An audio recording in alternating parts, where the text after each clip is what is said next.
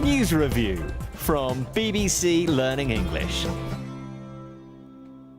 Hello and welcome to News Review, the programme where we give you the words and phrases to help you talk about the news. Hi, I'm Sian, and with me today is Catherine. Hi, Catherine. Hi, Sian. What story do you have for us today?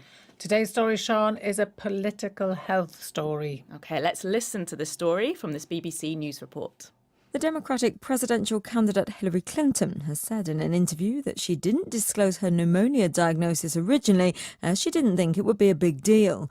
She's been facing criticism that she hadn't revealed her condition when diagnosed on Friday, but only after she almost collapsed in public 2 days later.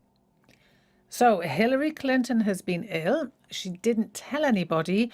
And then people noticed that she was ill. So she told them she was ill, but said she's okay and it's not a problem. OK, so what words and phrases are being used by news sites online to talk about this story?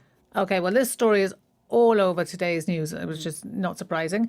And 4 words and phrases we have are, firstly, to hold your cards close to your chest. We have come clean. We have big deal. And finally, bout. Bout. OK, so what about the first word? How's this appearing in the headlines? Okay, well, it's a slightly shorter version. Here it is. And it is from the Sydney Morning Herald. As long as Clinton holds cards to her chest, Trump can play the innuendo game. OK, so there's a few words missing there, but the phrase is to hold your cards close to your chest. Yes. Which means to be secretive and not share key information. Where does this come from? It comes from actually cards, playing cards. So the cards that you play when games like blackjack and poker in a casino.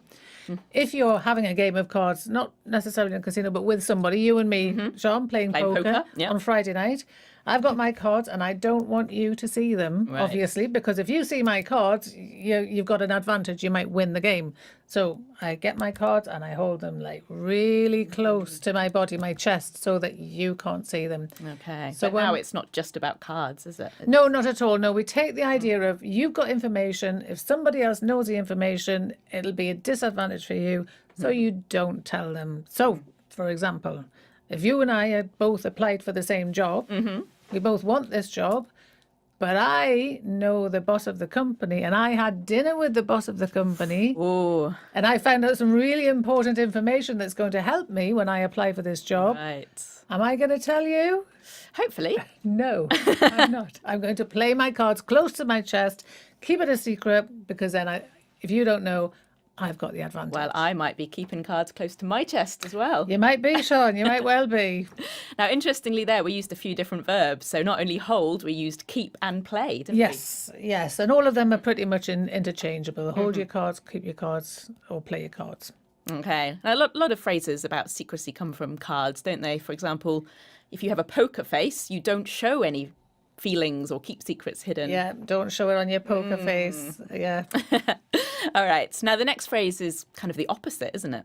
It is, yes. So now let's looking at the Independent Online. Headline here is Time for Clinton to Come Clean About Health. OK. So come clean is tell the truth about something that you are keeping secret.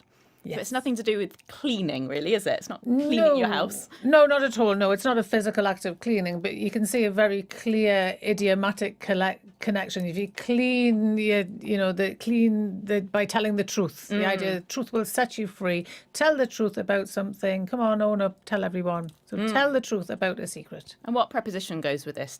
To come clean? Come clean about a secret. Hillary Clinton, time to come clean about her health. So come clean about something. I should probably come clean and admit that I had dinner with the boss too. Did you? Sean, sneaky lady, sneaky lady. Okay. What about the next phrase? Okay, so now we have from ABC News. Hillary Clinton didn't disclose pneumonia, didn't think it would be that big a deal. And from Reuters, we have, I didn't think it was a big deal, Clinton says of pneumonia bout. So, Right. big deal. Okay, so big deal is something important. Yes, absolutely. Yeah. So she's saying, and interestingly, she's saying she didn't think it was a big deal. And we have the ABC headline, really interesting word order. Didn't think it would be that big a deal. So she's saying, okay, it was important, but not really important. So we also say it's not that big a deal. Yes. Yeah. Or it's no big deal. Yes, we can say it's no big deal. You had dinner with the boss, no big deal. No big deal. I'm I not don't worried. care.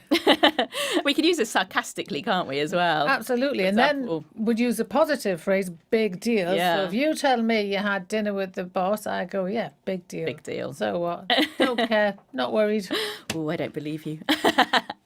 And let's look at the final words. Okay, so back to Reuters. I didn't think it was a big deal. Clinton says of pneumonia, bout. B-O-U-T, bout. So bout is a short period when you are ill or unhappy. So what kind of collocations do we have of this phrase? Yeah, bout means a period. You can have a bout of homesickness, you can have a bout of depression, you can have a bout of flu, you can have a bout of crying. And it's all always to do with usually short episodes of something, a negative emotional feeling or a health issue. Yeah. Okay. So lots of our colleagues at the moment have got a bout of flu. It's going around, isn't it? All the kids are back to school. The germs and viruses are running around everywhere. Everyone's getting ill. So yeah, there's a few people with a bout of flu at the moment. Not us yes. yet. Touch Not wood. yet. I hope. All right. And is it only with illness, or are there any other uses of this bout? There are a few other uses of bout. So, for example, in the world of boxing or wrestling, you have those 3 minutes fighting and then a break and then another 3 minutes fighting. We call those rounds, and you can also call it bout. So you can have bout 6, bout 7, bout 8.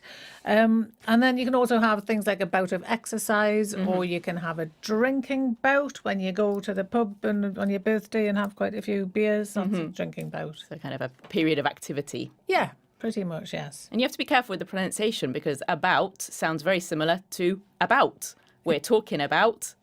Yes, absolutely, yes. Yeah, they're very, very easily confused. There's no difference in the pronunciation. About. So you have to listen very carefully to the context to work out which bout we're talking about. Obviously, one of them's a lot more common than the other as well. Yes, indeed, yes. Okay, now let's listen to this report from BBC's John Sopel talking about Hillary's bout of pneumonia, and listen to how he uses the phrase big deal. When the news broke that Hillary Clinton had been diagnosed with pneumonia, it made headlines around the world. But in her interview last night, the Democratic presidential candidate said she didn't think her illness was going to be that big a deal. And she batted away suggestions that she'd been secretive. People know more about me than almost anyone in public life, she told CNN. That may be true, but among many Americans, there's a feeling that the Clintons are anything but transparent. Okay, so that was John Sopel, and he said that Hillary Clinton didn't think her illness was that big a deal. Okay, so now we set a challenge for you on Facebook. So today we've been talking about being secretive or revealing secrets. So we asked you, which two of these sentences describe someone who is honest and open? So we have A, she's economical with the truth. B, she's an open book. And C, she lays all her cards on the table. What kind of responses did we get to this question? A very good response this time, Sean. Almost everybody got it right. We had Salah Edine, who told us B, she is an open book, which means she has nothing to hide, no secrets, and it's easy to know her intentions. That was one of them. The other one is C, she lays all her cards on the table, which is another card idiom. The opposite of keeping your cards close to your chest, you show everybody. So that also means honest and open. The one that's wrong is A, she's economical with the truth. That means you don't tell everybody what's going on. It comes from the world of politics. So well done to Diane Nasrun, Lorena Inzerillo, Raphael ZV, and everybody else who said B and C. Well done, everyone. Well done. And I think we laid all our cards on the table today, didn't we, Catherine? I think we've been very honest with each other, Sean. No more secrets. Good luck with your job interview. You too.